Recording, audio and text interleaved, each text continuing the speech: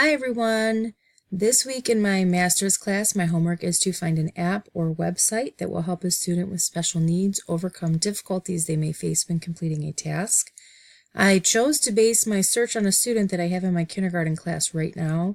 This child has autism as well as ADHD. Autism can look so different from one person to the next, and although research has not been able to pinpoint an exact cause of autism, one of the signs that a child may develop autism later in life is seizures at an early age. When a child experiences these seizures, they also often develop these ADHD symptoms down the road, which is the case with this particular student. So one of the things that students with ADHD and autism struggle with is fine motor skills. When they struggle with it, they quickly lose interest and they move on to something else.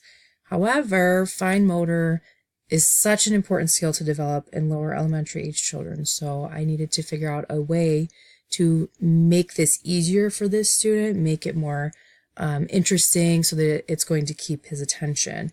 I found this app that is called Writing Wizard that I believe is going to help achieve all of those things.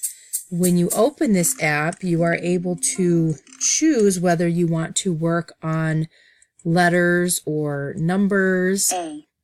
When you click on a letter or a number or a shape, it shows you with the guiding hand how to complete the shape, and then you're given the option to practice it on your own. And when you do it correctly, it gives you these colorful graphics and a music note that kind of goes along with it. When you do not do the letter correctly, it allows you to self-correct and continue, as you can see in this letter B here.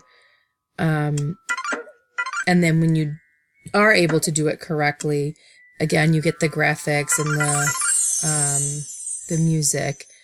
And I believe that the immediate feedback with this app and the colors and the music and these other activities kind of in between where you can kind of tip the phone and just do other fun things with the shapes is going to keep his attention and make him want to complete these activities.